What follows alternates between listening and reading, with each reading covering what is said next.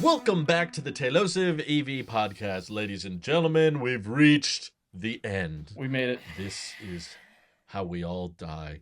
This is where it stops. Thunderous No, applause. this is the finale for the year. I've got too much going on to continue until next year, where we're going to have a very big artwork refresh. Everything's going to look. I guess it is more of a everything's going to be rebranded. Intros, profiles, everything's going to look very different, and I'm very excited for you all to finally see it. I've been working on it for months, and it's probably not worth it, but get hyped. I caught a glimpse, and it's pretty cool. And okay, cool. Mike's leaking things. You guys do hate me. I have no idea what's happening right now. Well, Randy, There's we've so only much. recorded So 33 out of luck. podcasts this year. We have to add some extra content. Man. I think it's It's been a crazy year. Dude, Yeah. okay, so I just wanted to recap a few things because I listened to last year's last EV podcast, which is fun because I'm able to kind of do a Wow, look at retrospective you. of what's changed. I took some You're notes. so prepared. We could put them here or whatever or not, but I'll just read them off right now. So here's some things that was mentioned in last year's last podcast. Randy predicted Okay. Cybertruck was coming 2023. At that same time, NACS was opened up as a standard for Really? the EV automotive market. Yep. But Oh, Randy said that supercharging should only be Tesla only. Mike still wanted a Rivian. Drew reserved an Aptera and Oh. uploaded a video at the same time while we were recording. But he was very Oh, concerned wow. with the width, how it drives, etc., and wanted to go test drive one and talk more with employees there. At the same time, we gave our favorite EVs, and Check. I can add that later, but maybe I'll just add it now. Specifically, Randy, you liked the EV6, the F-150 Lightning, and the R1T, and you said the Bolt was bad. I said the R1S. Wait, what was this on our list? Our favorite EVs? Of Our the year? favorite EVs, and then one that we just wanted to dog on for some reason. So much has Uh, changed. And then I said the R1S, the Volvo EX90, the Porsche Taycan were like my favorites per se for that year. And the Toyota Okay. BZ4X was bad. And then Drew, you said the Yeah. Semi, the Aptera, and the Cybertruck were your favorite EVs that were upcoming and or are here. Mostly upcoming. And you said the Blazer was bad.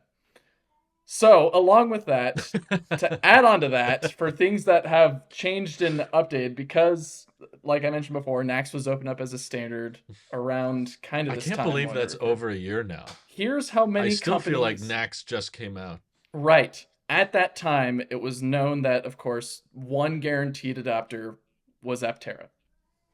Since then, we've had Ford, Lincoln, Chevy, GMC, Cadillac, Buick, Rivian, Volvo, Polestar, Lotus, Mercedes, Nissan, Honda, Acura, Jaguar, Land Wait. Rover. Mike, this is going to be every automaker. I'm almost... Just No, gonna no, have no, to no, no. name- It's almost done, honestly. Just name the ones who haven't announced.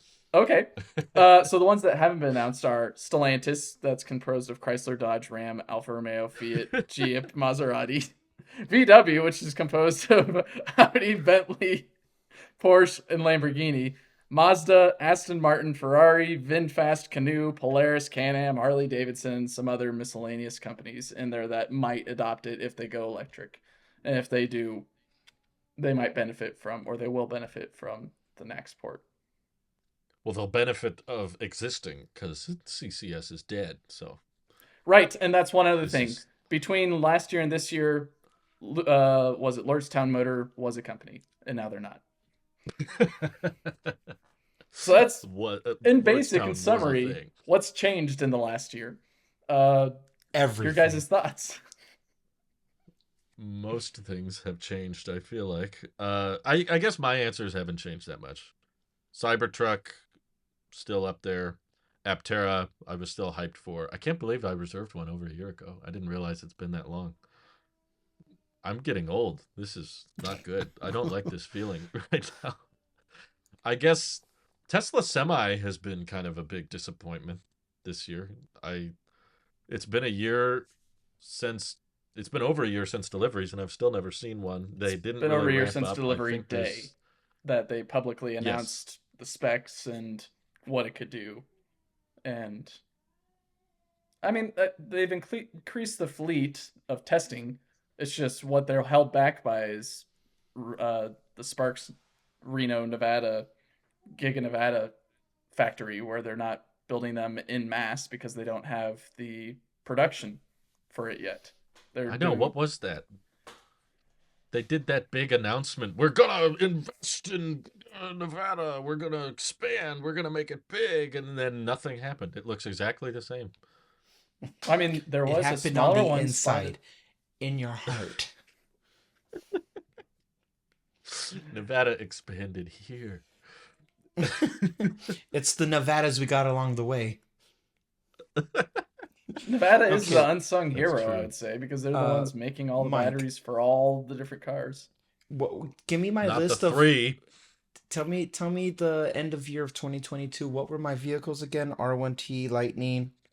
So, if I recall, it was You said basically give EV6? 2 that you like and 1 that you dislike. At least is what I said. Oh, And I think you gave 3 that you liked or whatever. But then, anyways, you said Kia EV6, Ford F-150 Lightning, Rivian R1T.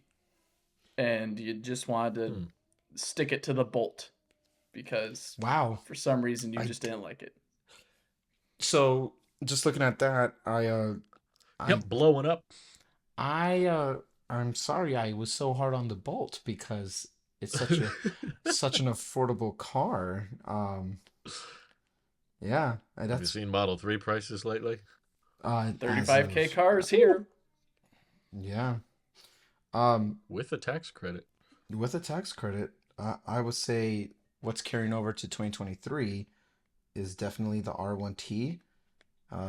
Lightning, scratch that out. That's a terrible one. EV6, like I regret picking Lightning and EV6 in 2022. Look at me. So dumb. So that's the I- other thing, Randy, is that you picked up a Model Y in between that. I think you were just, if I recall, you were a fan of the EV6 because it was potentially going to be your second EV. And then turns out, nope, the Model Y, of course, was the answer. Yeah, it was early January that Tesla had the major Model Y price cuts. So this was when the EV6 was like way cheaper than the Model Y, and then overnight, basically, that changed. Yeah. Thanks, Okay. Tesla. So what's changed this year is Cybertruck has only made me more excited for the R1T when that time comes. Or let me just say the R whatever platform. No matter what, like from an observation sense, like I'm excited for I think almost everything. For me, like what I would do personally, it doesn't matter because I wouldn't buy any of these things new. So I would wait for them to be out into the, anything that's been deployed out and see how they fare. Understanding how Lightning has done makes me like, oh God, that one's not coming over to my 2023 list. EV6, Ionic 5, or Ionic like all the other Ionics now. Those it's like I think there's only 2 over here right now. I don't feel so zhuzhed about non-Teslas right now because I only my lens now is if it doesn't have the NACS port, I don't even care. That's like where my heart and soul is at. So if I had to sum something up for the year of 2023, I think by default it has to all be Teslas because for me it's all about the NACS port and charging and just a unified standard. And that has always been that's the USB-C of cars. So I'm not as loose lipped of like, oh, I don't mind the Volvo. I mean, I gave up on the Volvo there's a lot. Once I see specs and things, I'm like, oh, never mind. Just Tesla is so far ahead. It's not even funny. So yeah. Yeah, I agree. I'm having a harder time getting excited for really anything Legacy Auto's doing. GM just feels like Dumb and Dumber, like the movie. It's like Lloyd and the other guy, Jeff Daniels, are in Jeff charge of- Daniels. Mm-hmm. That's the actor's name. Oh wait, It's not Jim Carrey. Lloyd and Harry and Lloyd. I thought you were giving Harry that and Lloyd are running GM. They're just like, we're gonna scrap car play. That's not a good idea. Just when and I thought you they could were do about anything to. dumber. The Yeah. Silverado got scrapped at the last second. They were like, Well, not they were scrapped. doing It the got media pushed to rounds. 2024. Yeah, what does that mean? What? Well, the Blazer's How do we out. know they won't do that again? The Blazer's being delivered to customers. Remind me, Mike, what's on my least favorite car of 2022 list? You said I somehow lost it. Oh, the Blazer was bad, so yeah. But they Yeah, delivered it. It's better than not. that's yeah, that's not what they needed though. Like the Silverado was the only interesting thing they had going for them, and they were doing media rounds, like they were sending them out to journalists and YouTubers, and Oh yeah. everybody was reviewing it and talking about it. And then right after that, they were like, "Never mind, we're pushing this back. We're not doing it." And then they were like, "We're gonna kill the Bolt. Actually, we'll bring the Bolt back." They're just like fish that are in the boat, just flopping around. So I'm just like, okay, have fun in there. I'm not that excited or interested or anything GM's doing. The only somewhat interesting thing Ford's doing is all the hype surrounding T3. It sounds interesting. They want to do a more radical design and a higher voltage architecture and have active aero. Everything they've talked about surrounding the T3 project, which is yet to be unveiled, sounds really interesting and exciting, but And potentially a it 48 hasn't volt happened. architecture because it's still Oh in yeah, development. they sent him the booklet. Jim Farley confirmed that they received the manual on how to design a 48 volt system. So yeah, they could be the first 48 volt architecture on a Ford vehicle. So I will admit, the people we stayed at in Colorado had a 2023 F-150, Mm-hmm. and it had CarPlay, and I was like, this is kind of nice. That's kind of cool. It was a clean, simple. They had Type C in the back. I had my Type C iPhone, and I just packed CarPlay a is Type always C cable, and nice. Always. I plugged in my phone and just charged it the way I meant to, without any adapters, just C to C, and boom. I was like, I like this future. Thank you, European Union, for forcing everybody to do this. This is great.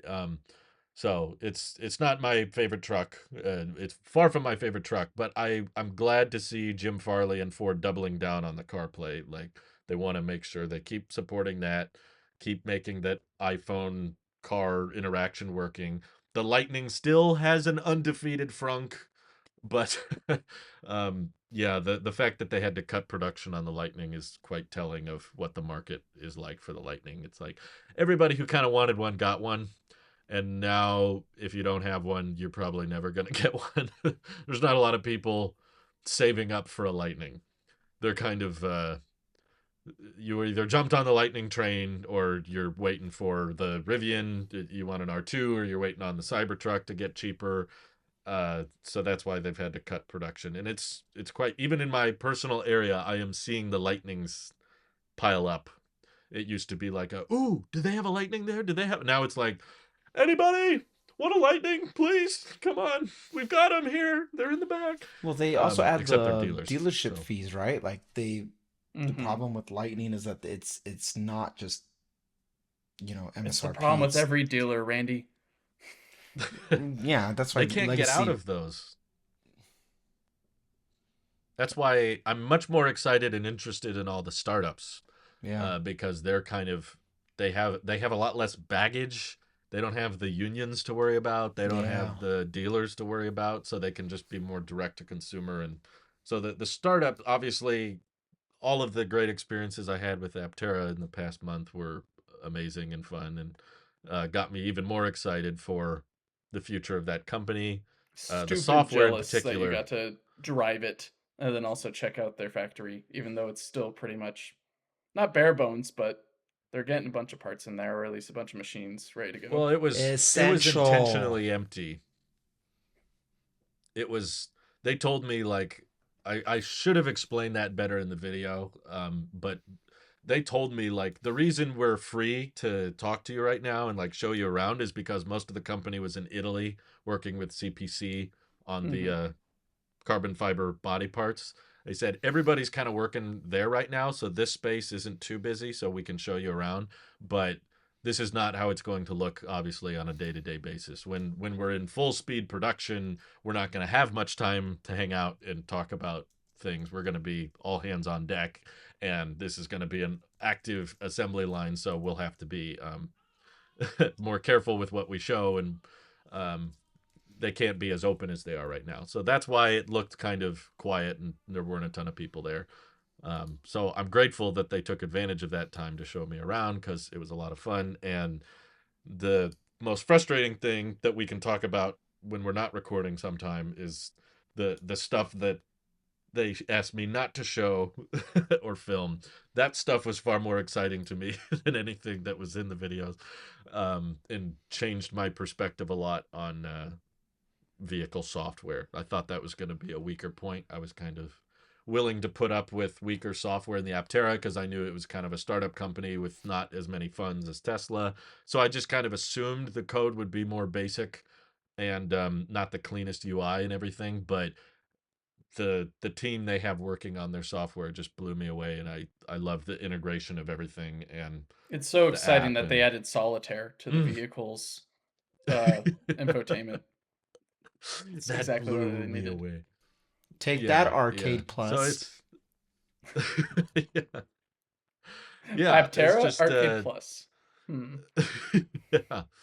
Yeah. No, they've got something special there with both the product and their team and their company ethos, and it's just so fulfilling to finally be included in kind of the development process because most companies don't want to interact with people like me. So to have someone with their doors wide open and just be like, ask anything you want, talk about whatever, I'll has just interact been with very you. fun. So thank you. There you go. You got any startup vehicles I'm working on this 3D you got in the rendering work? thing. You know what? Forget about it. It's a house on wheels. Randagon. It's A coming. Randagon. Right. Randy, I Yeah, recall and on we the had last Cybertruck podcast deliveries. that I was going to say on the last podcast, which was I think the Cybertruck event reaction that we did. You were wanting to ask a whole Mm-hmm. bunch of questions, Randy. Do you remember any of those questions for Drew in regards to the Aptera Ooh, experience?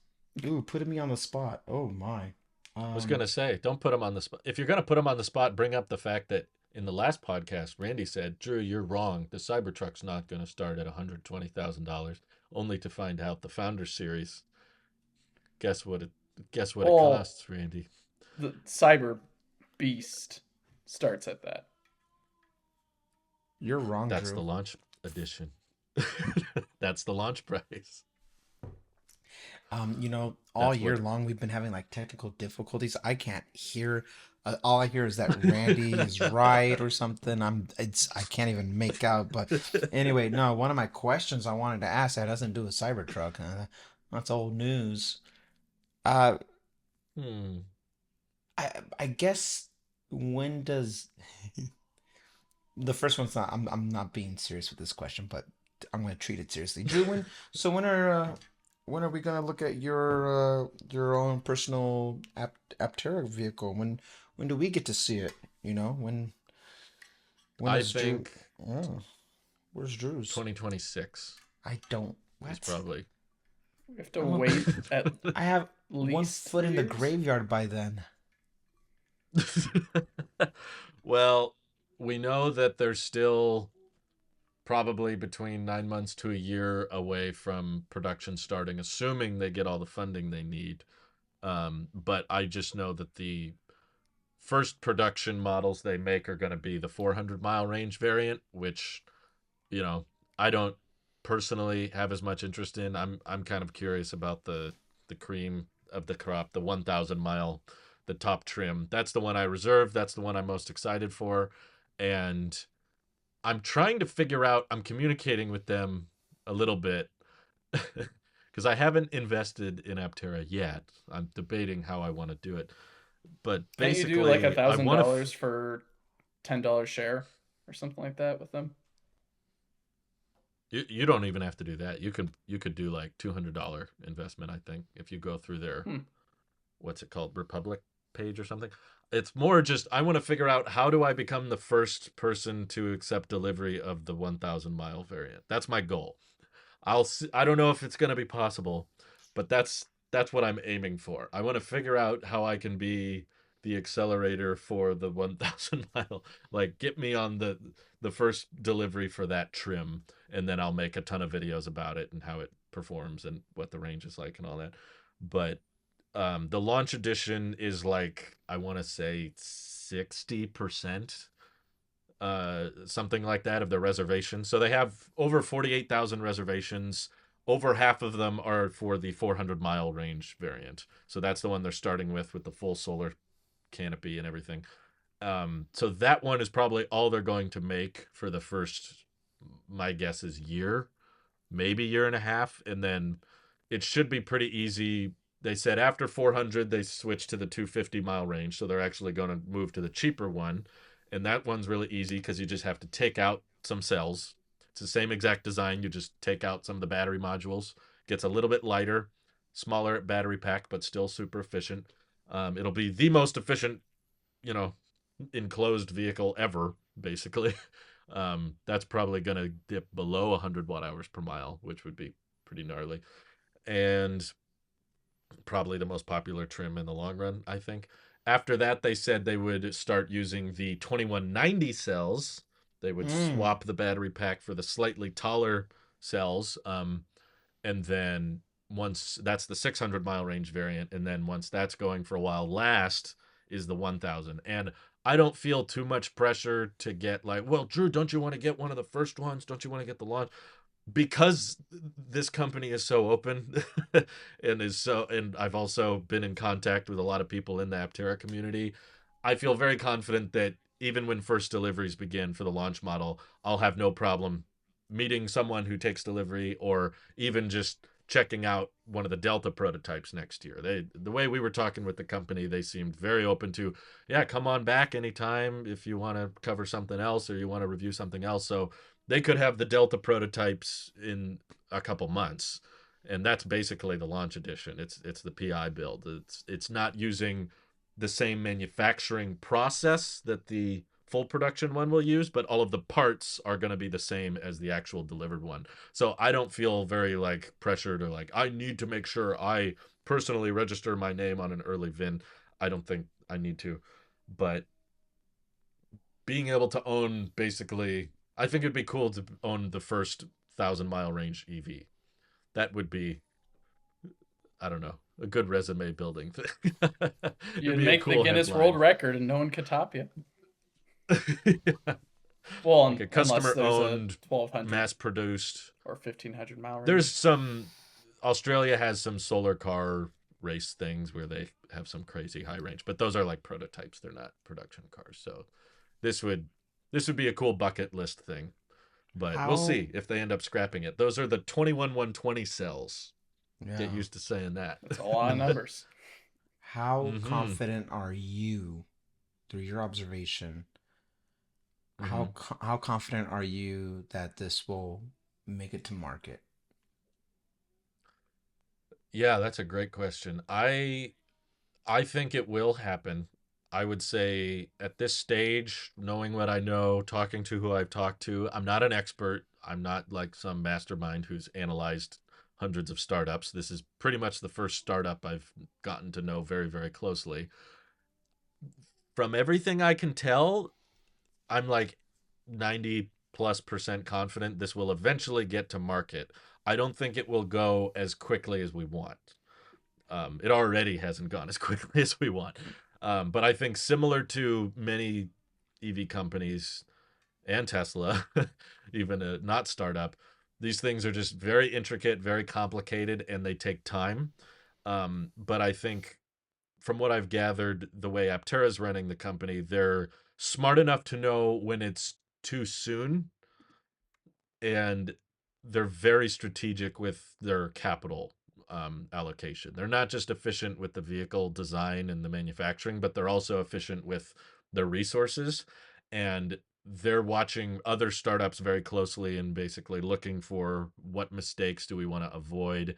And essentially, before you have all of the funds necessary to buy the most expensive manufacturing equipment, the startups can kind of go into very efficient hibernation modes where, because they don't have a huge staff. They don't have a bunch of people to pay. They can just dwell on the R&D phase and don't and not spend all that much until they get the right investors in place. And I'm not allowed to reveal everything, but the conversations we had about um big investors were sounding fairly promising.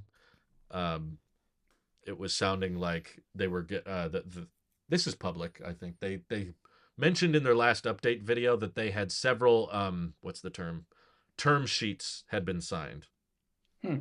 Okay. which in the semi-public investor space, it's traditional for the term sheets are created by the investor, not Mm, the company, which right. means that there have been several big investors with terms saying this is what we can offer, so that they have options basically. And I think they're essentially positioning they're cross-shopping investors. They're putting them against each other. One investor offers this and they go, okay, this investor offered this, do you want to match that, can you beat that? Mm-hmm. So on top of that, they also applied for the ATVM loan, which has hundreds of millions of dollars of funding. It's just a very slow process because it's a government loan. It's not a straight investor. So they feel pretty confident, as do I, that they're going to get a large amount of funding from that, but it's not ideal. It's not like, oh, we don't need to find an investor because we got this loan, because government loans are much slower and much more complicated. So I don't. I think it's one of those patience games. It's like, no, I can't say necessarily when production is officially starting. I don't. I don't think it's going to come as quickly as we all had hoped, but I do think they'll eventually get there. It's just right place, right time, and waiting for the right things to fall into place. But Patience, man, is I always think one they of can those even. things. Hmm I think they can hand build even quite a few now that they have a lot of the CPC uh, stamping pieces Mhm. ready. Like the biggest carbon fiber piece has been completed, and they, I think, said they intend on building like 15 to 16 PI builds. Hmm. Um, and I think I've heard them in interviews and stuff reference that, yeah, after a certain point it might just make sense to start delivering somewhat slowly.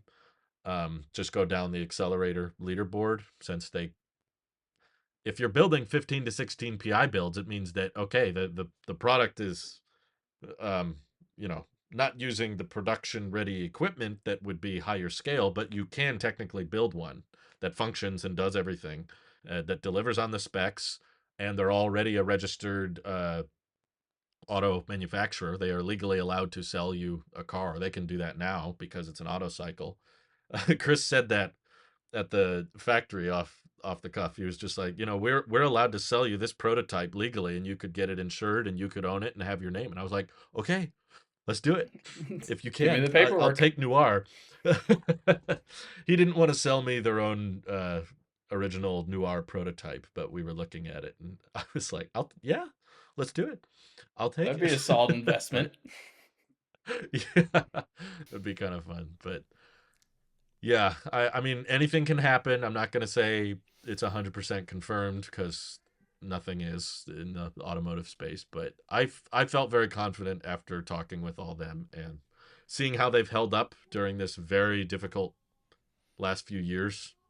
Both of the investing community and the pandemic and supply chains have been hit, and they've stayed resilient through all of it. Sure, they've missed deadlines, but it's hard to find someone who hasn't. But they've withstood the test of time, and they've got a very passionate community and a lot of people rearing up behind them. So I think it'll happen. All right. Hmm. Well, it's really cool that they got to, or they allowed you to check them out and drive it, and also take a look inside their building and get to learn more. I Yeah, thought it it was was really cool fun. that you got to check out the was the VR space of it, so you're able to Yeah, feel that what was the interesting. latest build feels like in Hmm virtual space, I guess. So maybe not actually feel, but get accustomed to the idea of what they're getting on with the production intent design. Yeah, yeah, I'm very thankful. They didn't tell me it was gonna be that in depth. I thought I was just gonna drive it and that was it. And then like morning of, they were like, "Oh, also you can interview Jason and Chris and look around and we'll show you the software team and all the stuff they're working on." And man, I was just like a kid in a candy shop the whole time. It That's was cool. great. That's cool. So lucky. So jealous. It's a pretty cool Hmm. product. When do we get to go to But- the factory? Yeah, when are you going to take I us, mean, Drew? Well, let me know. I'll let you know next time I go, and hopefully you can make time in your schedule. I was staying at a family member's house, which I was sleeping in on the living room air mattress, so I'm not going to be able to provide housing to anybody who wants to join. But Mhm. if you can find your own sleeping arrangements, then I'm pretty you sure know I'll they be okay. they did not give me a ton of they I'm didn't not give me worried a about ton of windows of opportunity. I was upset that I didn't get to go last September because of the car crash with the prototype, and I That's was trying to right. schedule a time in November, and they were like, "It doesn't look too good for us. Do you want to book in December?" And I was like, December's so booked up. I don't want to do it in December." So I was sending them like hourly availabilities. I was like, "This day, this day, this day." I was like, "Please, anything in November, please. I really want to go." And they were like, "Okay, this one morning is the only time we can do it." And I was like, "I'll be there." I'll be there. And then afterwards, I had to drive home. I had to fly to Colorado the next day. So I was basically driving till 1 in the morning. It was not safe or good. Wouldn't recommend. It's a long You're in drive. one of the safest cars on the road. So if there was an accident, That's you'd probably true. be fine. Yeah, the best accident, though, The best accident's is no accident. accident.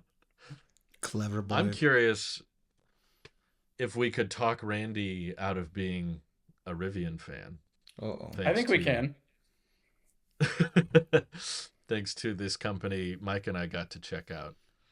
Me and Randy got to talk about him when you were gone, I think at one point, Drew. But Oh, we okay. actually- So is Randy somewhat familiar? I have no He's idea what's somewhat happening. familiar By the with way, this for the company. record, I have no idea what's happening. I don't. Okay. Okay. Yes. Yes. I We're know this gonna send Randy now. This will be cool because I feel like Mike and I have become Telo experts after asking all these questions. I'll and let you be the deep expert. diving. I'll just tag along like I did in the video that's probably going to be published before this podcast gets Yeah, published. it's up. Oh my Yeah, god, it's what is definitely happening already right up. now? Just so you know, hold on, before we go on, behind the curtains here, I have not been involved in any EV. Mike and Drew independently have gone to check out Aptera in my home county, nonetheless. Every time they go somewhere, I know that spot. I know that spot. I have not been. I tried to meet up with you in Colorado and we couldn't even do Oh, it. man, So yeah, how would I even try to meet up in No. San Diego? No, I didn't know all that that to Del say Mar that was like in your neighborhood. it pretty much is. I can get to Del Mar blindfolded, please.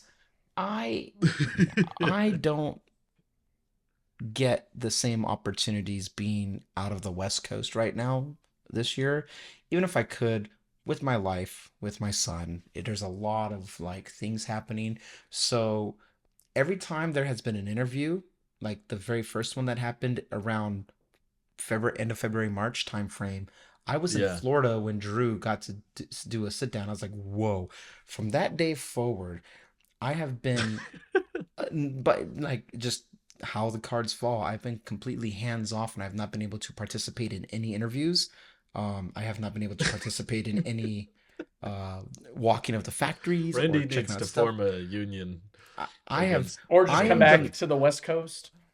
I say all this to say that my reactions that when anything happens and whatever's about to happen right now is raw, undocumented. I don't know what's happening.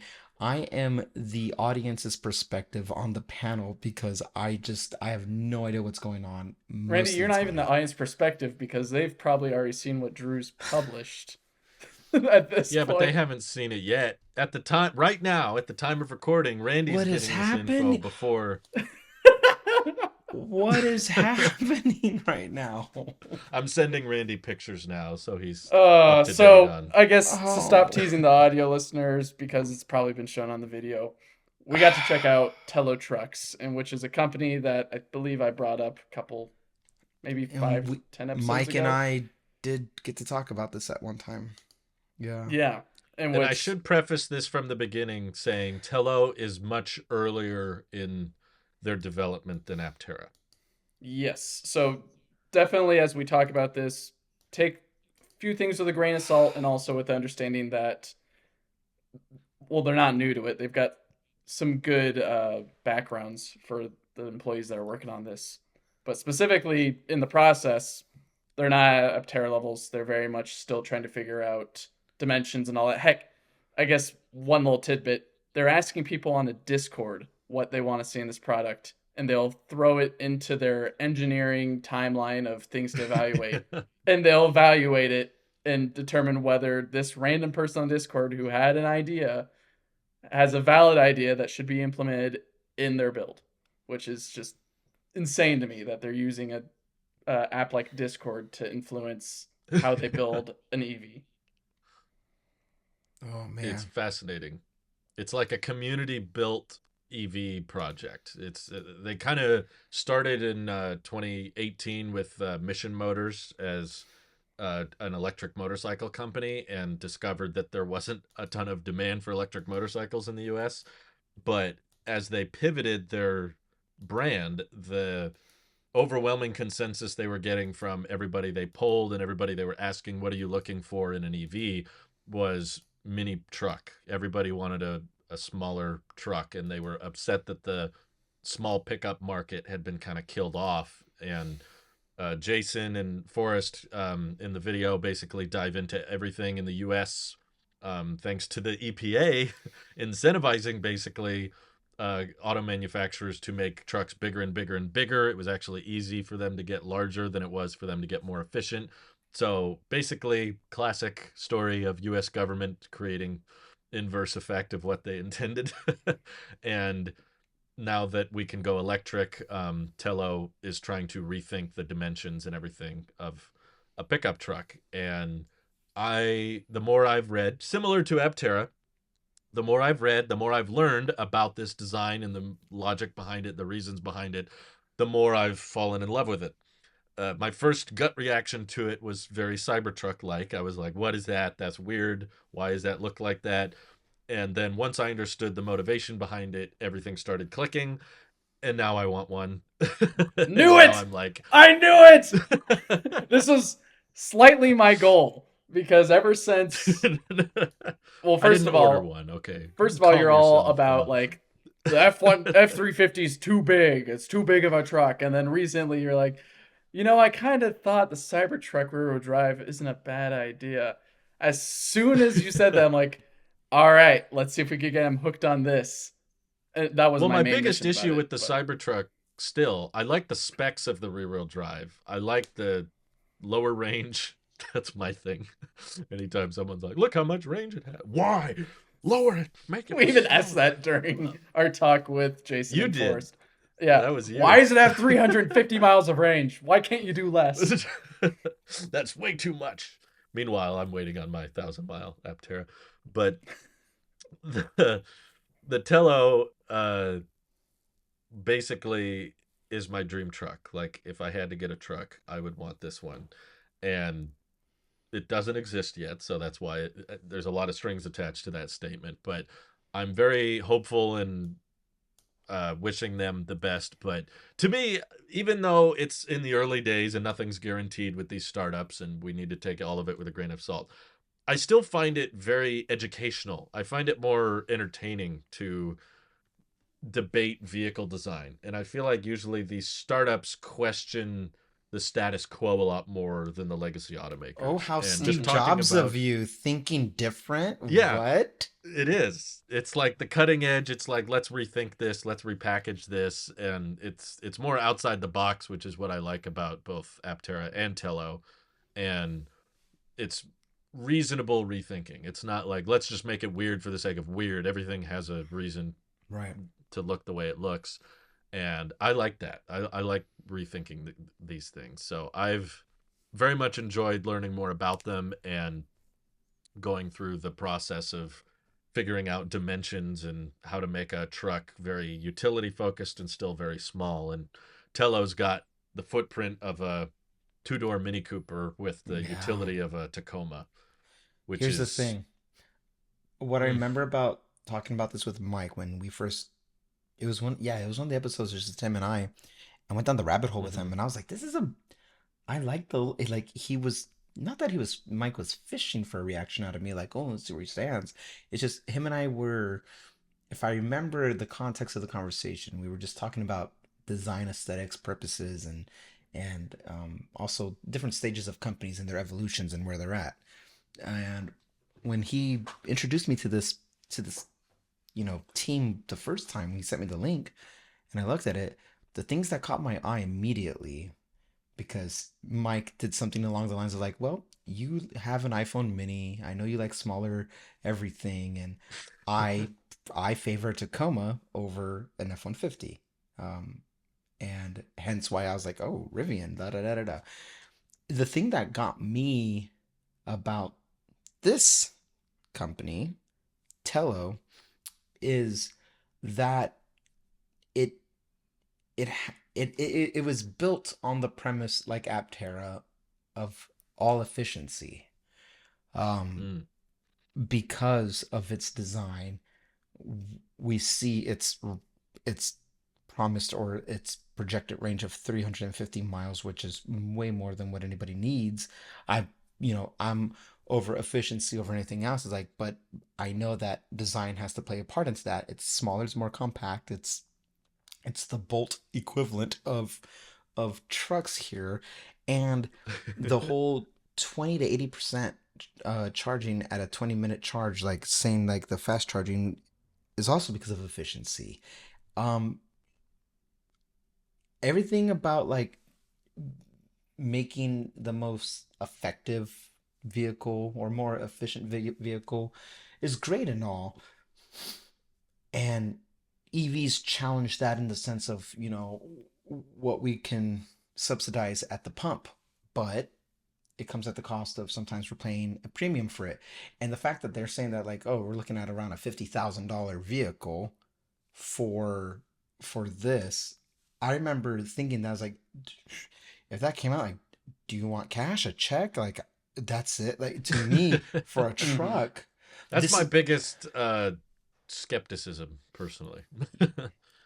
Oh, hang on a second. I'm just checking out what Mike is also sharing. Yeah, the Its price is a stats little here. bit. It's a little bit interesting at the price.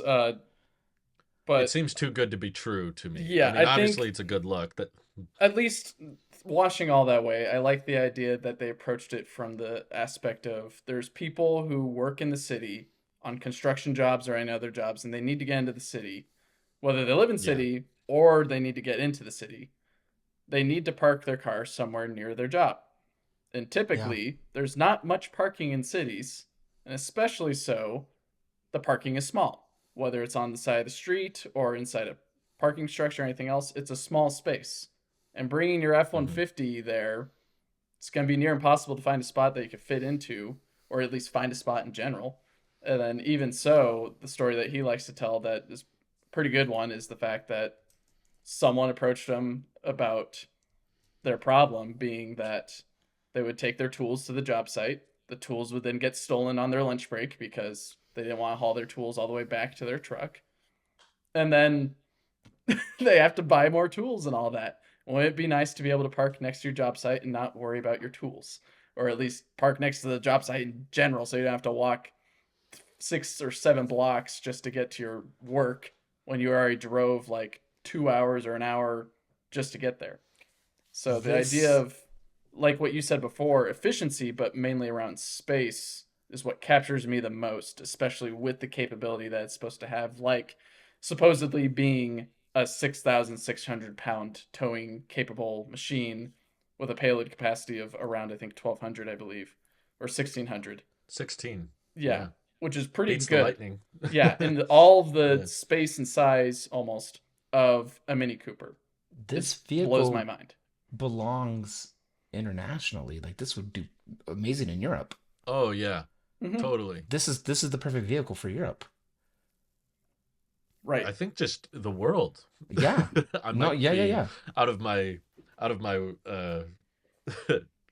turn here, but the more I got to edit the video today, and it really helped me soak in the information they gave us and see where they were coming from. And they have this whole third row accessory that really has the gears turning in my head, where you can basically bolt a third row of seats to the bed, and Mm-hmm. similar to the Rivian, it still has a gear tunnel.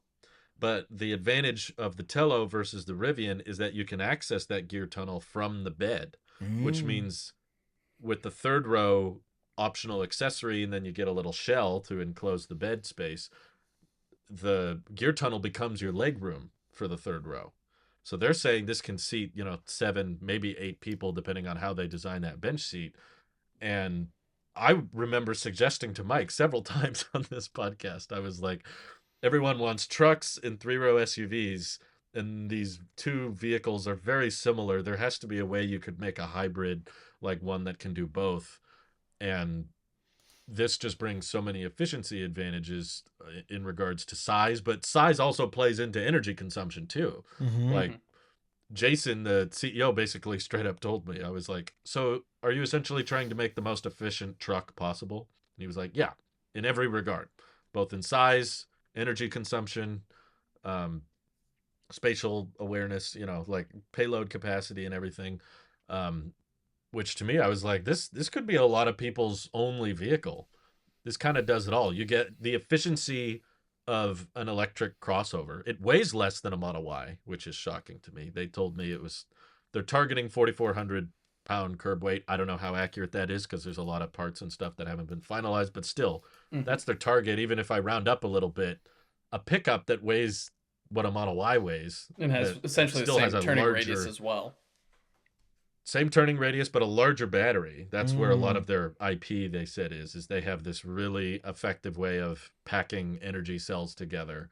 And they can fit 106 kilowatt hours in that really small form factor. And yeah, like you get the efficiency of an electric crossover with the utility of a pickup truck with an option to seat more than 6, maybe 7 people. That's kind of like a lot of people's that covers everyone's needs. A lot of people usually have my truck for certain things and then my people mover for other things, and this is my commuter because it's more efficient, and this is like Swiss Army knife of vehicles. Yeah. Hmm. And because of that, I mean people don't like it when I say this. I said the same thing about Aptera, but I'm trying to make sure the company can stay afloat and exist. That matters most to me because if they don't exist, then we don't get a community built EV. But I think they could charge $70,000 for this thing and Agreed. still have a ton of buyers I personally. I agree. I agree with that. I This think Get thing's a tax amazing. credit in there.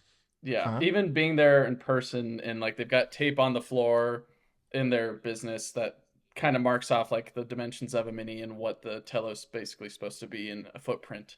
And then also seeing their chassis slash basically they made a mock-up build of it through I forget the company's name, but that's what you see kind of on the site and also what you see some people standing next to.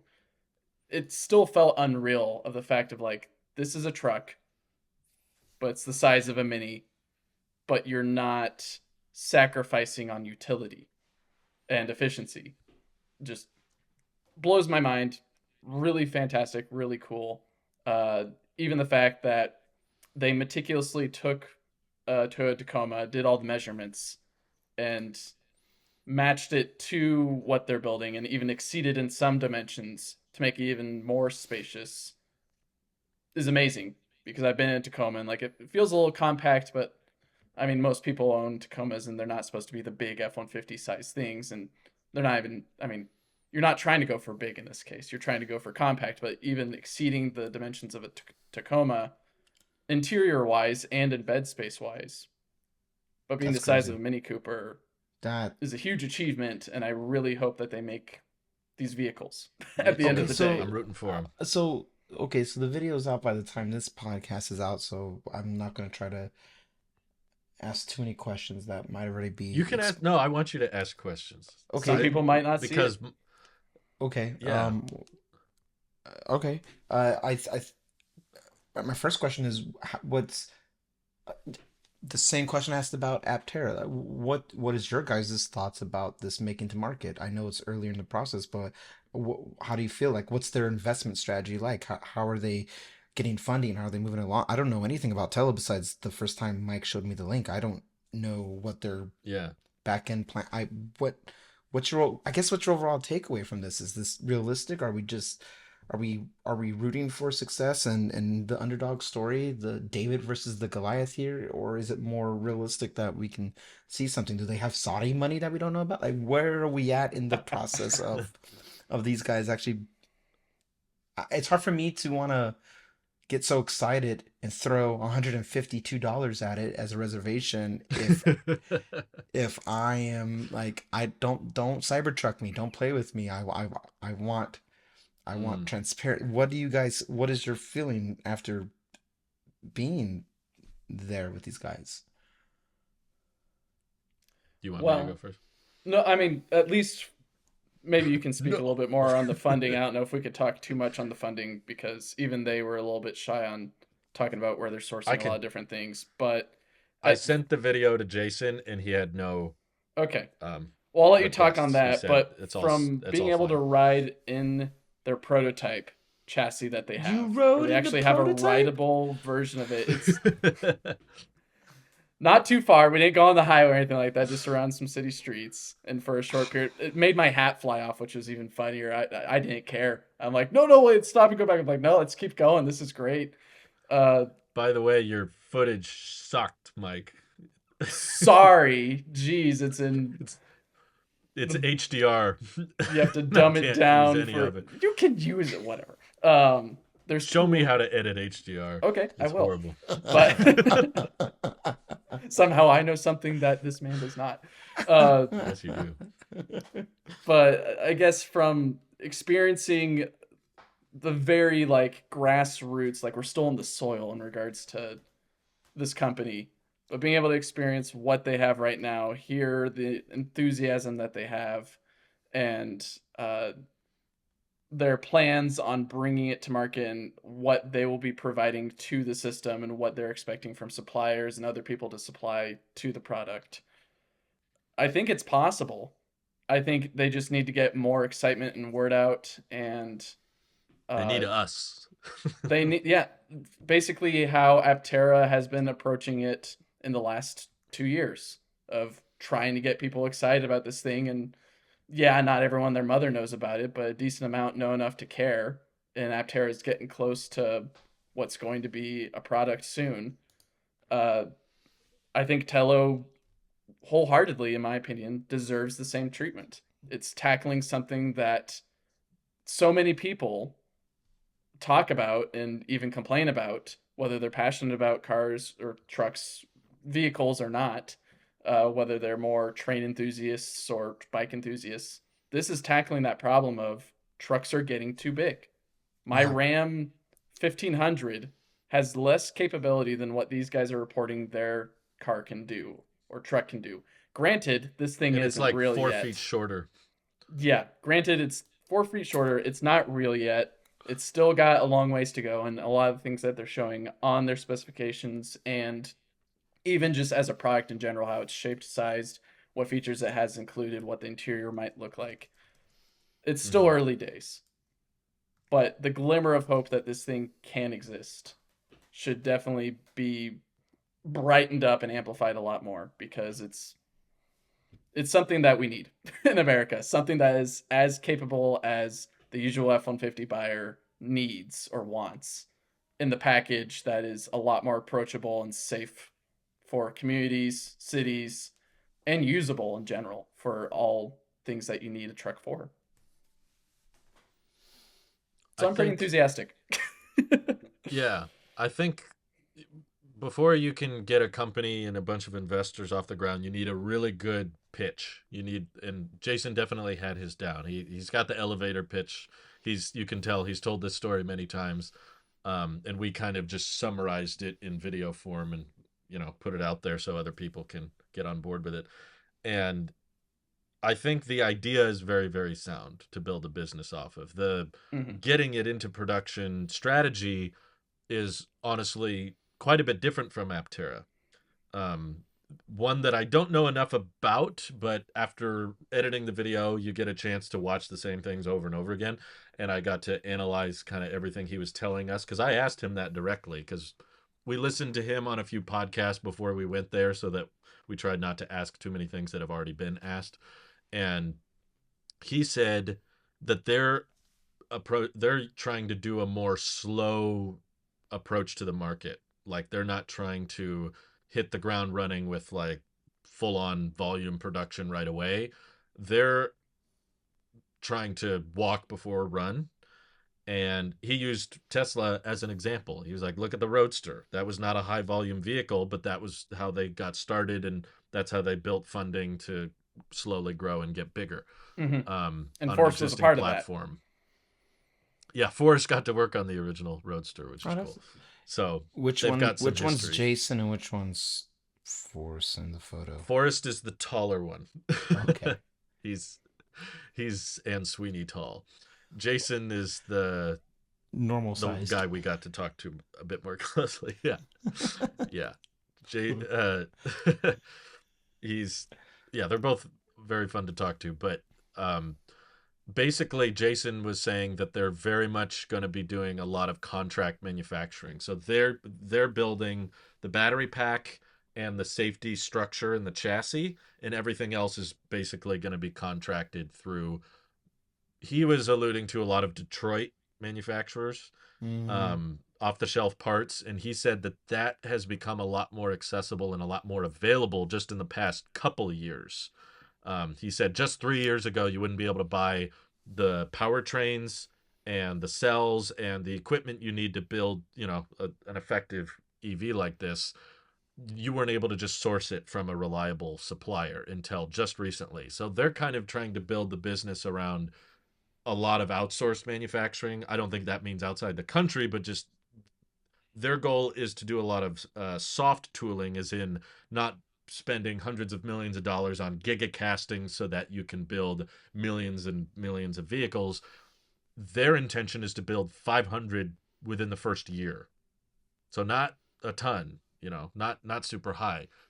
And hit the numbers I'm still struggling to wrap my brain around, but I mean, you'll see in the interview, he definitely seems more knowledgeable about all this than I am. He's It's their clearly, business. it's his business. He knows his stuff. He knew a lot about safety requirements, and because his whole background's in safety, and he knew all about the Mm. litigation and legal stuff you have to do to get a vehicle to market. They're clearly much more experienced on this, so maybe they know the issues that we didn't know to ask about, but he's convinced that they can achieve profitability at 5,000 vehicles a year, which sounds insane to me. I'm like, how is that possible? This is the premise And of $50,000 vehicles. that's exactly what I asked after he said that. I was like, that you're assuming an average selling price of 50K and you think you can turn a profit. And he said that it's mostly because of soft tooling and contract manufacturing, as in buying parts from other existing suppliers, not necessarily building everything yourself in house.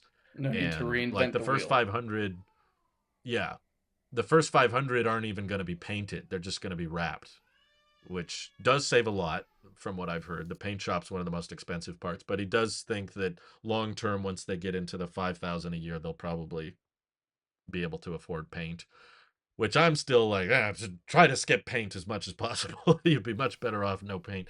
Everything should, but wrapping probably doesn't scale that well. But it kind of their business approach seems very different from everybody else, which is that in order to turn a profit, you need to deliver thousand upon thousands of vehicles, and once you start delivering in the 40-50,000 a year, then it starts to make financial sense. So this was very contradictory from what I had seen, and I question the validity of it. I still think they're gonna have to raise prices, which is why, similar to Cybertruck, I'm not buying the website's pricing. Like, I know that's what you say you want it to cost, but 106 kilowatt hours, that's a lot of cells. That is not cheap. And I could see maybe the 250-mile range variant costing 50 grand. Maybe If they put a made one 60 like that. kilowatt hour pack. And he alluded to, he said our goal with the initial prototype and the initial, fundraising process, they're not public and they have no intentions on going public before deliveries, which I gave him Thank a goodness. thumbs up on. I was like, I'm so sick of companies going public before they've delivered something. He said, yeah, we're just doing the, what do you call it? Credited investors. Angel, It's not angel like any, investing.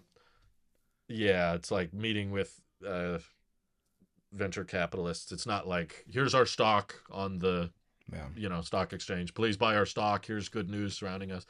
I don't know if that made it into the interview, but I told him, I was like, with the whole Nikola thing, that's a really bad look, is when your startup is incentivized to push positive news because your stock price is doing this. Whereas when you're semi public and you're kind of closed off to only certain investors, the share price doesn't change, basically stays the same at all times. Yeah. Like the Aptera share price has been $10.50 for 2 years now. It hasn't fluctuated. So they're not motivated to push positive news story, fight the FUD, fight the FUD. It's just like focus on delivering the product, and that's what it seemed like they were doing. So I don't know genuinely, they didn't tell us. We don't know the back end of how they're securing investors. I don't know if it's from the Saudis, but it wouldn't shock me because the Saudis seem to love wasting money. Lose it.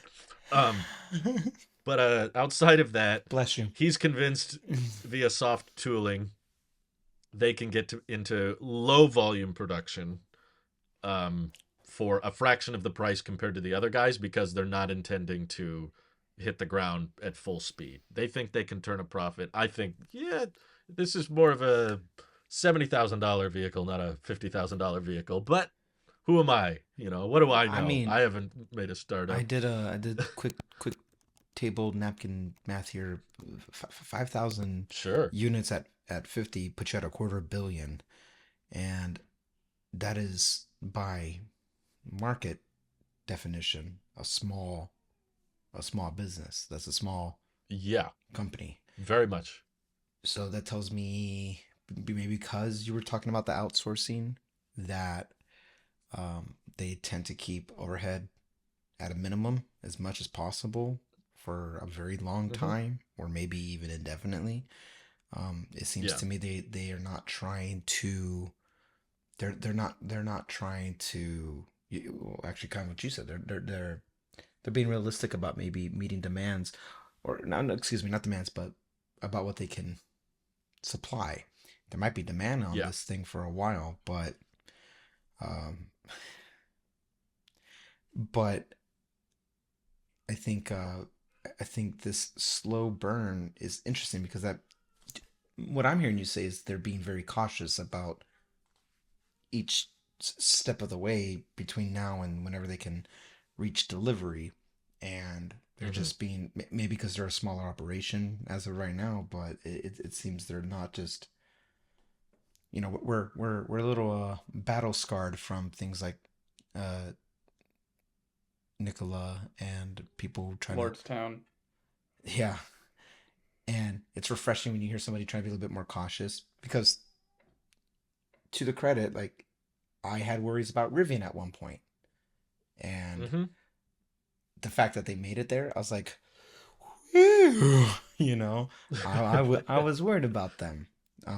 Sure. Aptera, I'm worried in a different sense because my fear for Aptera is I'm scared that all the information gets out there and people just don't care. They're like, no, I can't get past whatever, and I'm not gonna buy into this. Like I see the constant like negative criticism that goes towards them, and I'm like, I my worry for them is that like I hope people you know can see past what we've been indoctrinated to understand about vehicles and things like Telo or Aptera, especially those two because they look so drastically abstract and out there like a Cybertruck, Yeah. Yeah.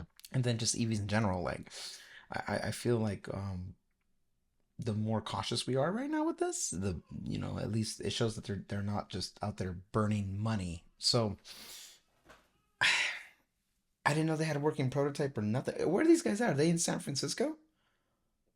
Yeah, Yep, San Francisco area. they're in the Bay. Nice. Man. Yeah. So if there's any EV startups in Colorado that want to get promoted, or Man, I always thought, Rivian would try to move their business out there. But no, they want to go do something in Atlanta. I think R1S or R1T was the Mm. most sold EV in Colorado this year. I saw that. Yeah, That's made weird. sense. When I was there, they were all over the place. They were very common. Yeah. And I saw the CFO of Rivian recently issued a statement saying they're planning on unveiling R2 early next year. So I'm excited Announcements, for that. There's a announcements, chance announcements. there could be an R2 by the time we record another podcast. I am very I guess optimistic before we of move on a EVs. little bit too further, I just wanted to say, before we move on too further, thanks again to Jason and Forrest. If you're listening to this, if not, still public thank Yeah, that you was for a lot them of fun. letting us come check it out. Both of our wives got to tag along as well, which was pretty fun. Yeah, I hope glad one they day I were get to chill with participate in them hanging out. something.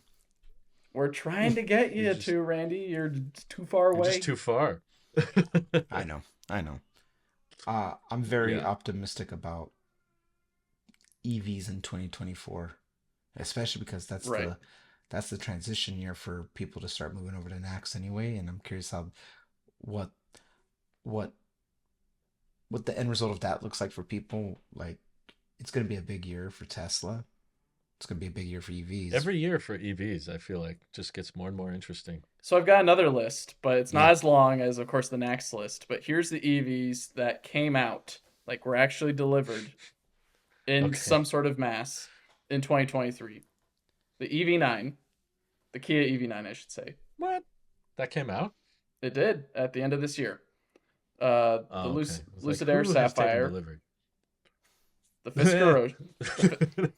Fisker Ocean, the Lexus RZ, which is just the Solterra or BZ4X repackaged, the Hyundai Ioniq 6 earlier this year, the Kia EV6 GT in the middle of this year, I believe, the Nissan Ariya, the Chevy Blazer, the Hummer EV SUV finally came out.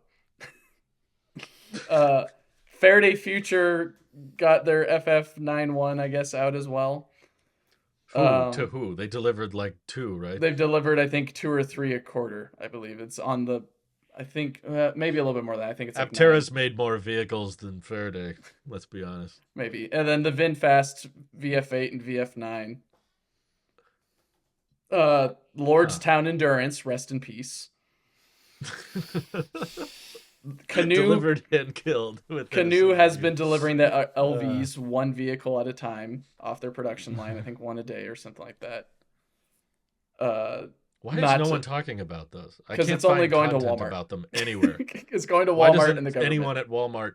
There were people who drove Rivian delivery vans making videos about those, but no one who's gotten a Canoe has talked about it. And notice how all the Amazon employees who Marquez. have been taking a video camera into their van have been fired. Oh, Uh, I didn't hear the Cybertruck. that's the next Was one. that The on the list? Cybertruck, Okay. the Rolls yeah, Royce, that little thing. the Rolls Royce Spectre, and I guess these kind of count as well. The Rivian R1T and R1S dual motor, different Max Pack. trims, and and the Max Pack. So that's 10, 20, 23. Something Yeah, like that. no question for me. Cybertruck was the best vehicle on that list by Yeah. far. Yeah. No Yeah. question. I'm just excited that all these EVs came out in Agreed. some capacity, and that there's at least a longer list this year than there was last year, and it's hopefully only going to grow further, at least in terms of production numbers or amount of EVs just in new model come out as well. Hmm. I'll be more excited for the production numbers than I will different EVs. Sure. Listen, that means they're, that means the blood's going through the vein, like it's pumping it out. That's, at the end of the day, It only matters when you get the product in the customer's hands. And Hmm. I feel like 2024 might be the last year that it's not going to be about the production numbers. And Hmm. 2025 forward is going to be, I feel there's going to be this big boosting of whatever, because now we're well into this whole transition period, and from charging standard to moving to EVs to We're marching closer and closer to 2030. starters. Yeah, And I think the that's halfway when point, everything yeah, happens. It's what everything's supposed to happen.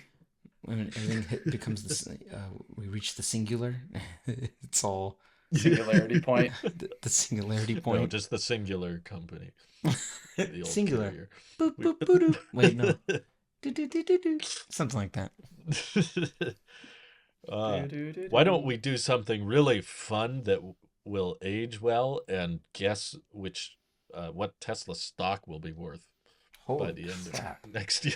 I don't even know what's worth right now. We have to assume there's no stock splits, because that will throw it off. I don't think there will be a need, personally. Okay, let's see. Elon's gonna buy Wikipedia next, or something. And then we're really I'm screwed. not engaging with that. Someone's gonna write something he doesn't like on Wikipedia, so he's gonna sell half of his Tesla. He's gonna take the whole stock so he can buy it and change the rules. Okay, so Something like that. something like As that. of recording right now, it's at 239. It's at So 239. Um, if we look at the 300 is my guess. you're thinking 160, 300 mid next year or the end of next year? End of 24, I think it'll be close to exactly 300. to be I'm honest totally with you, shooting in the dark. Drew, I actually think your number's a little low. I would agree. Yeah. Nice. Well, I I- know 500 people. I know 5 million people that would agree with you, and 5 million people that would say I'm too high. It could. Yeah. Here, I I'll can't- give I this mean, in just look. terms of the range number of the Model 3. It's going to be 333 at the end of next year, Ooh, which is Oh, the range of the long range. that's so different than my answer. okay. Well then, I guess if we're doing that, I will be the most optimistic and say 350.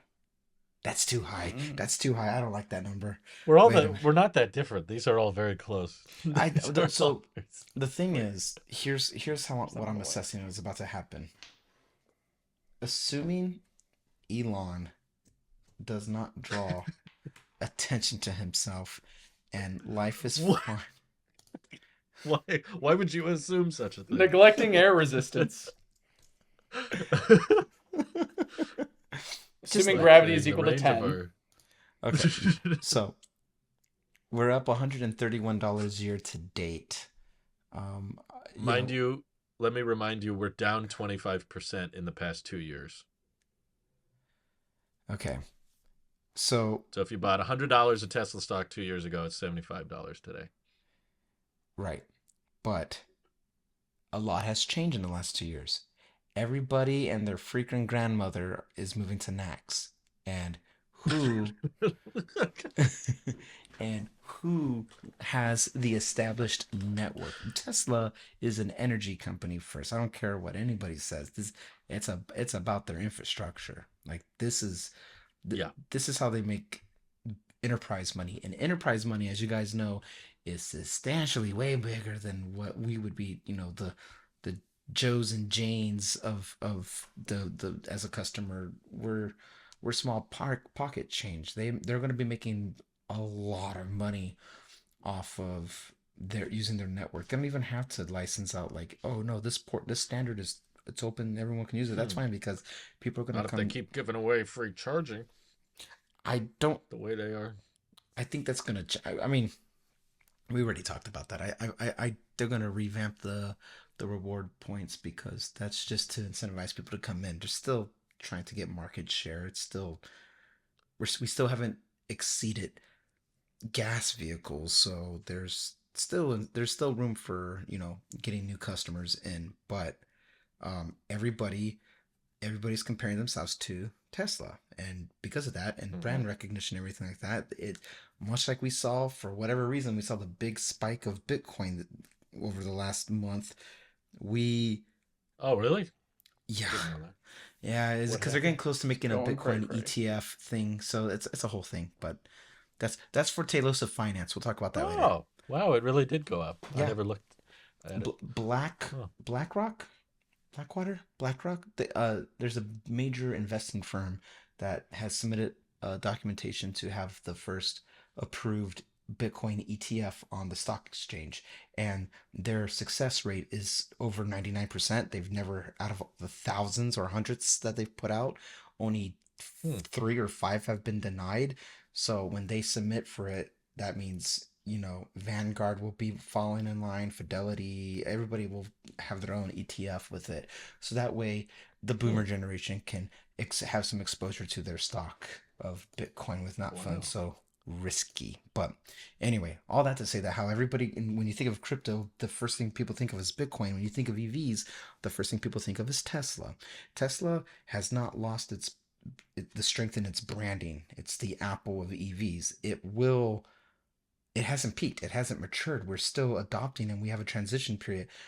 The thought that we will be down like it was 2 years ago, I just don't. The thing that's going to hurt the company is, the big man on X having to say something about something or another. That's the its greatest, one of its greatest strengths is its greatest weakness and vulnerabilities. It's part of the liability chart right there. But for what it's worth, like, if we just stick to our guns, and we apply logic here, and we can't stop change, it's the transition is happening.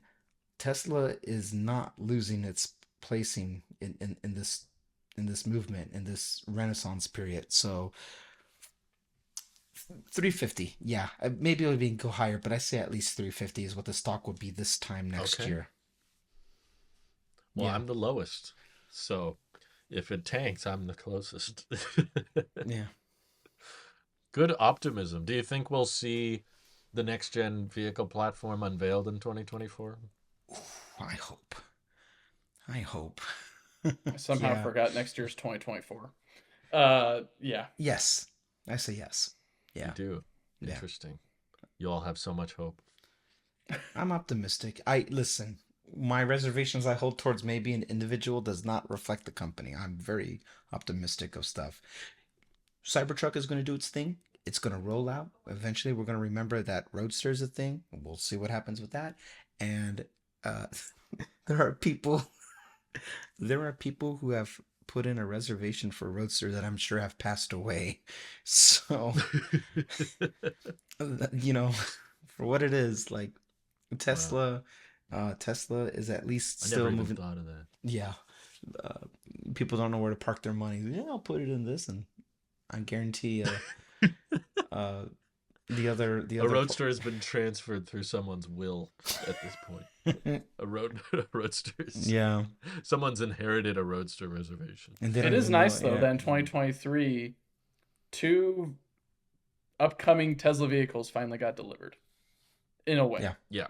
they got yeah. into customer Best of the hands. We'll say. year, Cybertruck is delivered vehicle of the year for me. Worst vehicle of the year, hands down, goes to the Lucid Sapphire. No questions asked. Wow. I would agree. Beautiful, well engineered vehicle, fantastic handling, great performance. Shouldn't exist. Kill it Okay, off. let's structure it this way then. So, best vehicle of the year, worst vehicle of the year, best vehicle of the year, worst vehicle of the year, and your most anticipated upcoming vehicle for either next year or the year after. Mm. So I'm assuming that'd be Aptera for you, Drew.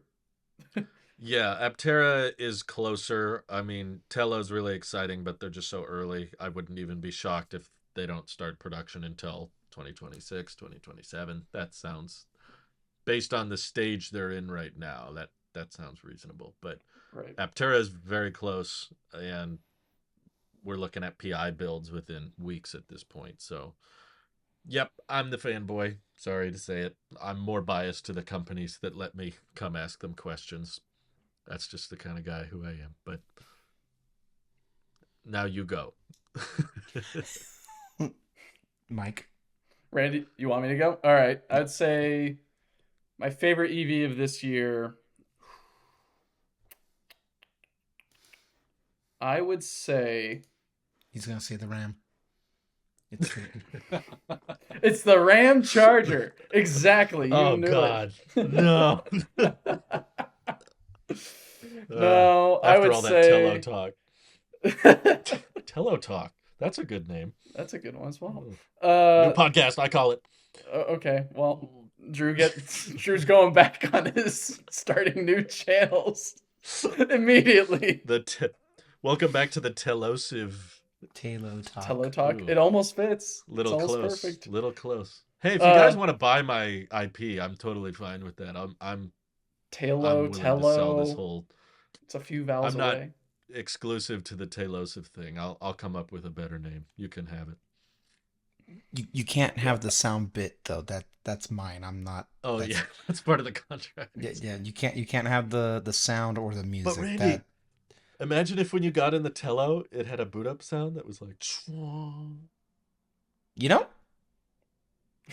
And I've he's never sold. seen a man 180 that.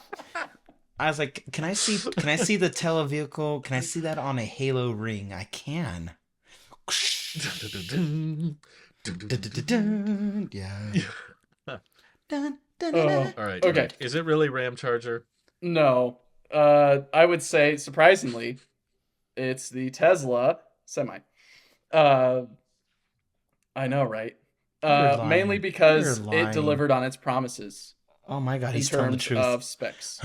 He's telling It the delivered truth. on its specs. It's out there in customer hands. Yeah, it's not being mass produced, but it is being produced and or at least tested and made into a much better product that was promised initially in terms of specs and capability, even though that they kind of ignored armor glass in a way. It's probably still They pretty threw a- durable in general of a vehicle. They threw a beach ball at it at the event. We're going to showcase the durability. So yeah, favorite for Threw a 2023 beanie is baby. Mhm. is the Semi.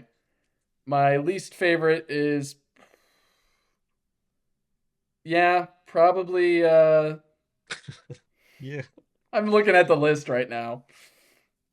It's probably the Endurance. The Lordstown Endurance. Yeah, that was pretty terrible. It was That's kind of fair. just it felt like the It's Blazer so effect. bad they're gone. The range, it had like a over 100 kilowatt hour pack, and the range was like 170 or something. It was under 200. Somewhere around there. It was just, and it didn't look that bad aerodynamically. Like it looked okay, and yet they found a way to suck. I don't know how they did it, but They found a way to it's suck. like, how did you get the range that low? I'm genuinely impressed how inefficient it is. Yeah. So that's definitely the rotten egg of the year. And then my upcoming favorite, or at least right now, my upcoming favorite is surprisingly, you probably may or may have not have guessed this, the Polestar 6. Oh god, now you're gonna make me Google something. It's the one that What is this company? and it's Polestar. That sounds inappropriate. Oh, the Roadster. The Roadster. Yeah. Okay, It's the one that they debuted, I think, a year ago. No, with like the the drone Roadster that is deployed. Tesla. It's not gonna. It's Tesla. Yes, but this is the Polestar Roadster. That And is I forget the copyright price point of infringement. it, but it's just called the Polestar 6. It's I'm gonna create a It's channel. a nice looking car. I'll give you that. I like the design. It's my favorite designed vehicle of most EVs out there. You know it what? just looks so aggressive and striking. If we're just gonna steal names, I'm gonna create a channel called Telosive Technology and Telosive Automobile, and we're just gonna, Mm. may the best Telosive Telo win. There we go. You spell it that way. Tell us. You know what I like about Polestar is the colored seatbelt accents. Mm-hmm. That's a his sweet favorite part. touch. The seatbelt. You say that with such a defeatist attitude. Because it's like my favorite thing about this That's his EV, favorite. this future EV, is the seatbelt. Okay, I'm sending you a screenshot now. You tell me that's not a cool touch. That's a You can good kind of looking see it in car. Mike's picture. That's a good Yeah, looking so car. at least in the two Great. pictures that Drew will hopefully put here in post, or maybe I will, who knows. That's a lot of under the hood action for an EV. That's a lot. Wow. It's Mike Yellow. But I call this Mike Yellow. This is Mike Yellow. I guess Yeah, I that's just right. He have was so mad at some. Rivian for killing the Compass yellow. The It's honestly mustard. surprising I don't have a yellow iPhone yet at this point. If I'm so You should. ingratiated, so excited about the color yellow in vehicles, why not technology? I don't know. Yeah. It's gonna be a yellow SE4. It is. No, Take that, Nikias. Compass yellow. That's what they'll call Compass, yep. Or mustard yellow, whatever. it. I already know what Apple Watch Ultra you're buying. yellow. All right, Randy. Okay.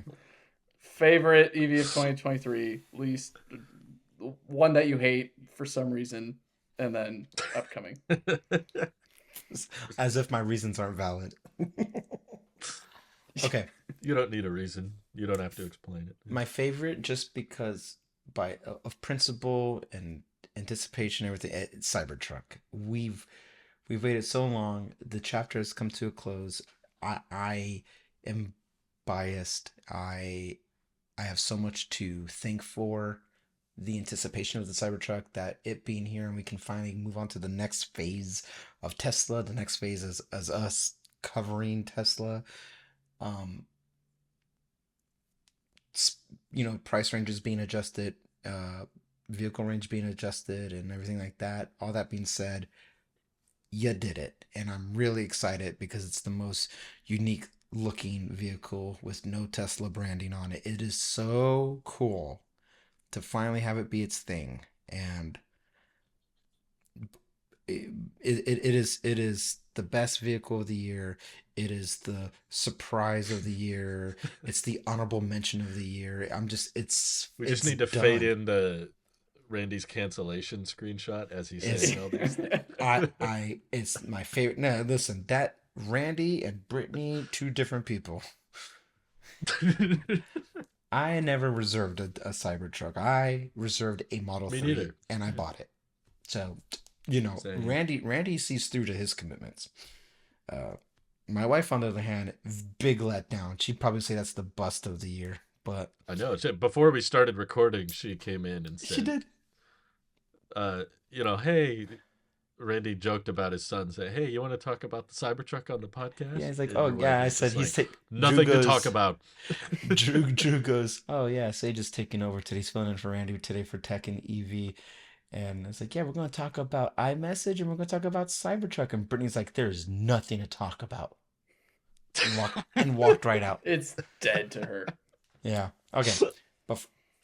She's like 80% of reservation holders. Yeah. She's the non-fanatics that we are about things. She's just like, oh, you didn't uphold the promise, so I'm out. For those reasons, I'm out. She Barbara Shark tanked. Not. Yes. She is not Serena Williams' husband. Exactly. In Now, every way. Kind of weird if she was. literally. The biggest It literally isn't. bust. See, if I was to address one company, I have to acknowledge it as a company, and I don't want to do that, because everything they do is wrong. So I can say another one that is no longer a company. I can say Lordstown. It's always fun to pick on Hummer. As much as I grind my teeth and I can't give it to Lucid, they hung around another year, whereas Lordstown's gone. So I feel like by omission, it is the worst of the year. It's gone. It's so bad it died. It gave itself cancer and just checked, I'm gonna head out. And God. haven't gone to their website recently. Don't. Does it exist? Oh god, it just says can't find the surf. Knew it. This is what I got. I'm gonna send you the Jump. screenshot. That Let's was see it. great. It like auto-filled and everything. Wow. Yep, Wow. that's I did the that's not. the worst. That's the worst vehicle of the year.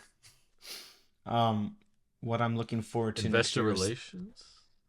I'm looking forward to the Hummer of 2024. No, I'm joking. Um, you know what I'm looking forward to next year? And I'm gonna actually kind of mean this. Whatever the heck, in some variant, I am looking forward to whatever Project Titan turns out to be, Hmm. or the remnants of Oh, it. is that I still a thing? Well, if next gen CarPlay is a thing, and if that's supposed to come out next year now, I hope that's because it's a precursor to something better and more in-house. And whether that's announced next year, teased next year, or hey, we're selling software to set whatever is happening in that sphere, I feel like if they purposely didn't announce next gen CarPlay at the end of the year, like they said over a year ago now, a year and a half ago, if that's not here, that tells me maybe because they're taking it seriously and they don't want to rush something.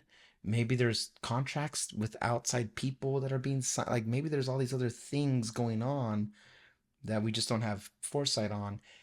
And I just don't want it to go the way of air power. So I always get excited when Apple says they're going to do, if they're going to try to their hand at something, because Apple is the only company that is more influential than Tesla, and they cause waves. They do it in, I mean, they announce a headset that's not out and it's caused waves. Like that's just what they do. They're such a big company. They move industries forward.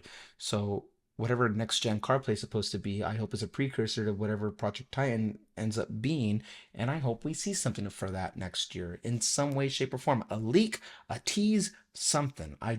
It would be cool to. That's the new Cybertruck. Like it's been sitting here for so long.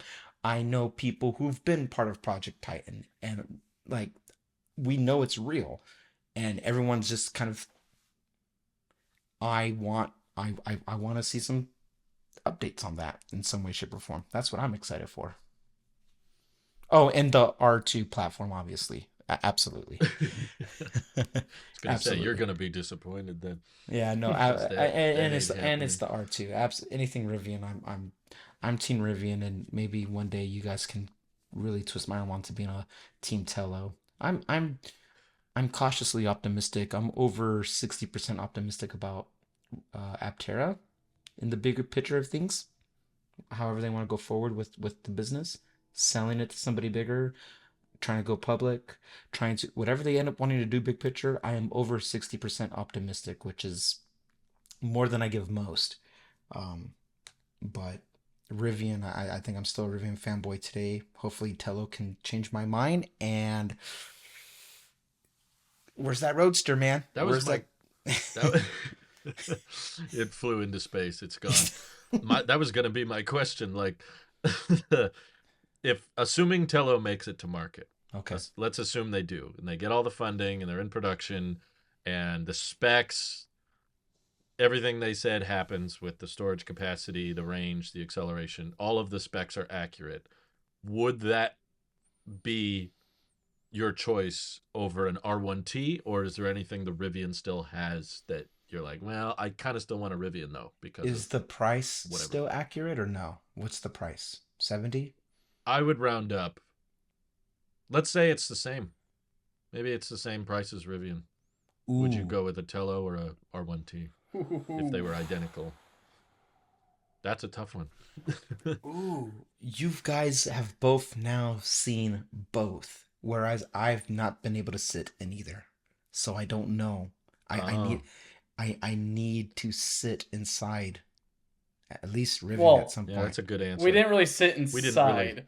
No, but you you There is you no you inside. you have general idea. I have no proof of concept. I have nothing to gauge either vehicle I just know I like one so much, and this other one, Hmm. aesthetically, size wise, everything like It I think fits you, Randy, in terms of like you like the iPhone Mini. You like I do. Yeah. it's not a comment on your height or anything like that, but things that are No, more I efficient I'm height and Now I'm it is. size wise is something I'm an that you gravitate efficient towards. I'm an efficient person. And You're height efficient, man. We don't I am use the short word. We use size efficient, height yeah. efficient. Well, the thing is, like, and not just that, like, I find more practicality in smaller vehicles because tighter turn radiuses, longer range, better gas at one This point. thing can fit in your garage, It, unlike the Cybertruck. it would fit in garages. I can Do, park it do, do, anywhere. I don't have to do. worry about bumping into things. There's room to open up doors, get my son out, things like that. Little things like matter. And there's a bed so I can actually load up stuff, whether it's a water heater, something at IKEA, like whatever it is, whatever I can load it. Maybe I want to put some bikes back there. I saw how they mounted the bikes and how the like I I love that. Yeah. there's so many things that you can do with a bed. Like it's multi-purpose, and Tello seems to be the Swiss Army knives of EVs, which is very exciting. So to I guess round that off, if it's everything that they say it can be, I might lean more towards Tello because of its efficiency. At the end of the day, I think I one thing that you guys over the years unintentionally have changed my mind about is prioritizing efficiency over anything else that I do believe in. It's not just me following the crowd. The more I've experienced it myself, I don't notice that much of a difference between my long range Model 3 and my performance Model Y.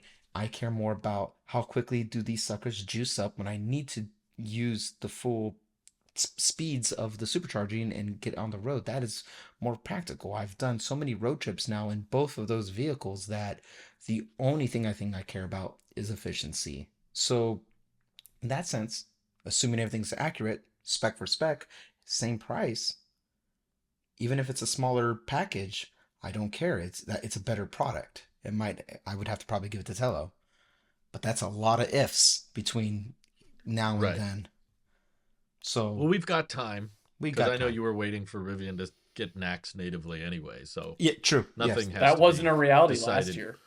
that is very Hmm. true. Yeah, no, now I'm Rivian is the one to beat for me. I still stand by that. After seeing what Cybertruck is at with everything, I still want Rivian. I want to bring RJ home Rivian to the wins in family. efficiency.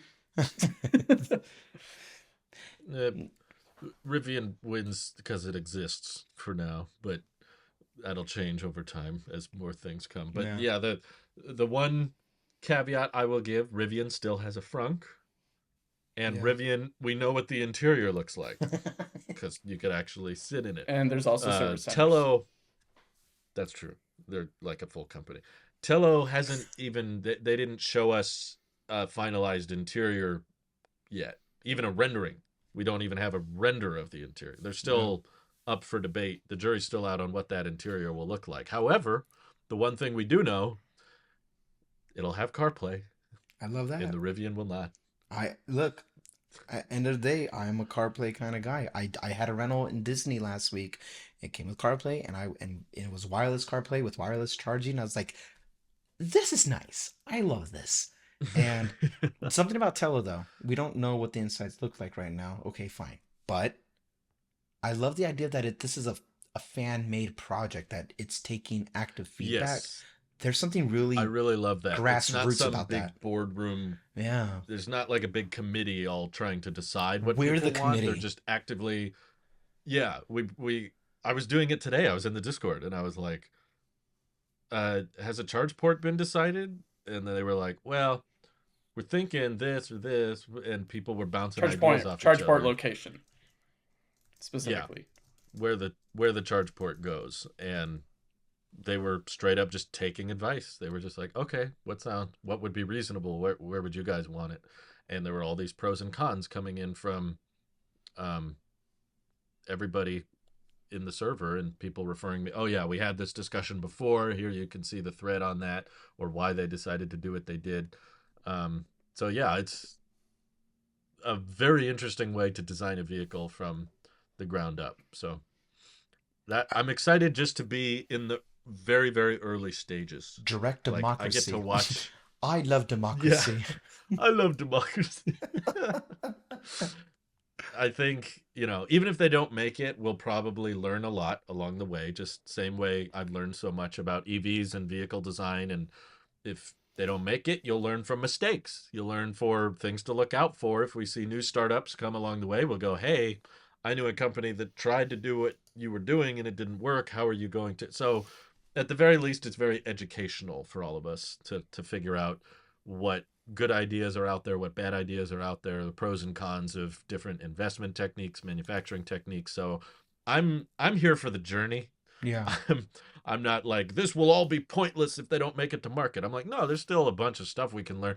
The video we put together, I think, is vastly educational just from a historical perspective I of can't wait. how the EPA heavily influenced pickup truck design. Even if you don't want a Telo, I think it's worth watching just to understand the background of why in the US pickup trucks are so much bigger than every other country. It's like those other countries are still productive. They're still getting work done. There's still labor. There's still buildings that need to be worked on and construction sites. It's not like Americans are just way more productive. I would say probably the opposite.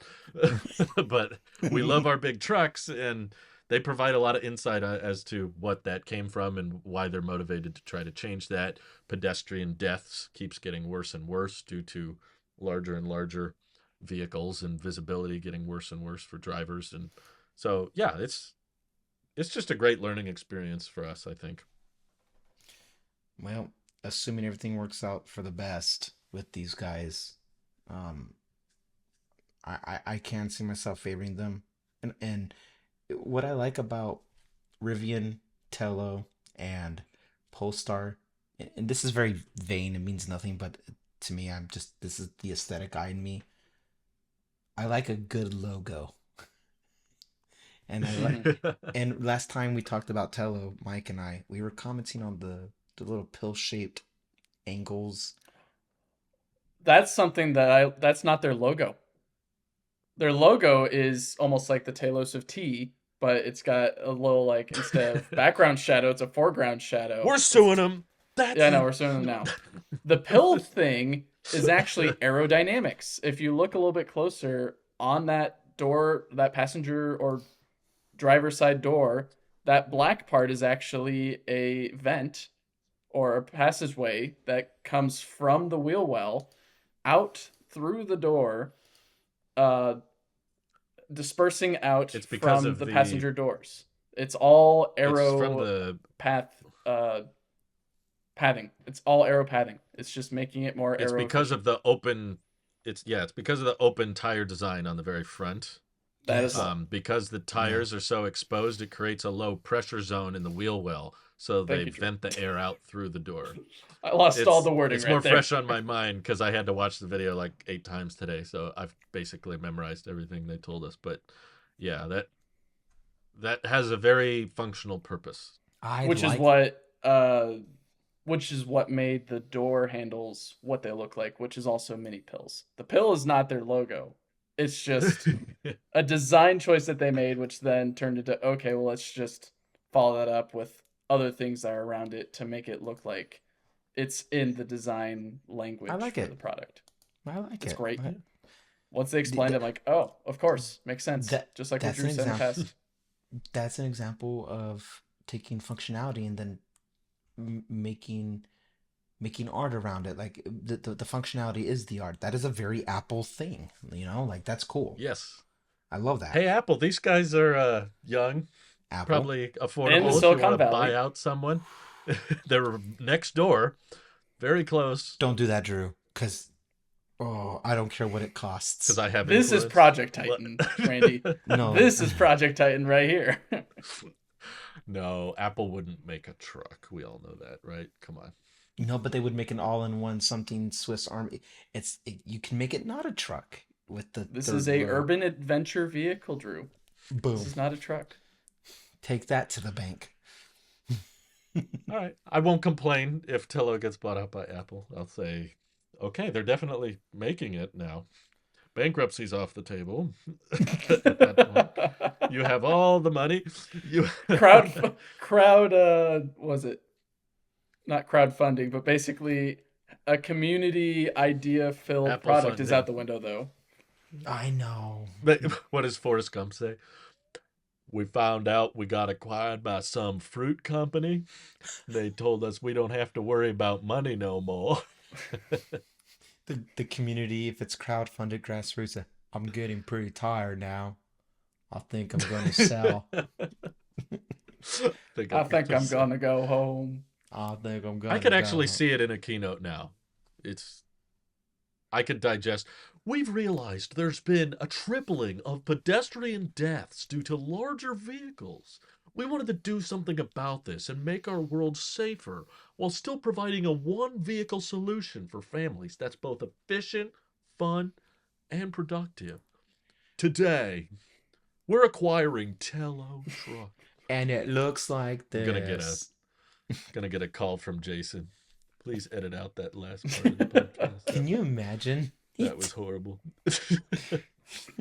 Sorry. Good morning. Sorry, guys. Good morning. We just want the product to exist. That's Yeah. all. I don't really care how. I just want it to happen. Please. And for what it's worth, everybody, I know 4 different people in my lives that own Mini Coopers, and they love it. I was like, you guys like how small this is? And they're like, I can't go back. Like they're diehard Mini Cooper owners. And so then it's like, I like I small wanna be- cars. I don't I wanna like be a Mini part of that. Coopers, but hey, well, mate, you're just driving it wrong, okay? You're holding it wrong. you're driving. That's great. All right. Final thoughts, gents. I love that this episode went longer than tech because it shows how excited we are about EVs over tech right now. Yeah, EVs get more and more exciting. Tech gets more and more boring every year. It We're gets playing the long-term less game. interesting. Yeah, this is fun. That's Okay. right. Final thoughts, you guys. This has been one heck of a year, and I've loved every minute of it. This is now that Mike recanted everything from last year to now, it made me realize how active EV, not the podcast, but the sector has been this year with mandates and and transitions to NACS. Like this has been such an amazing year, and I love just observing it. Yeah. I'm having so much fun watching this. Mhm. We are really just The like roads on are the cusps changing. of this. Yeah. Oh, where we're going, there are no roads. Only charge points. I don't know. What? Where we're going, there is no CCS. The license plate says NAC. I love that. Great. How about you, Alright. Mike? What's your send off? I will echo what I said in tech. Thanks for your patience, everyone, on us. You can't just flex that on video when I'm giving my send off of a signed sticker of an Aptera. Sorry. I'll You put my jerk. shirt back on for the audio listener. Oh. One nipple was bigger Echoing what I than the said, other. Tech. That was weird. We'll try to do better next year. Again, this year was filled with too much transportation with us and our EVs around the place. And we'll try to deliver more content, whether it's through podcasts or some featured videos or taking delivery potentially if Aptera gets their wheels on the road quicker. Or if me and Randy go crazy and end up buying an EV truck in the near future, which I don't see happening. But Never say never, Mike. I'm excited for 2024. Definitely. Me too. All right. Thank you all. And we'll catch you in the next one with some new artwork and hopefully some more EV news. Bye-bye. Bye.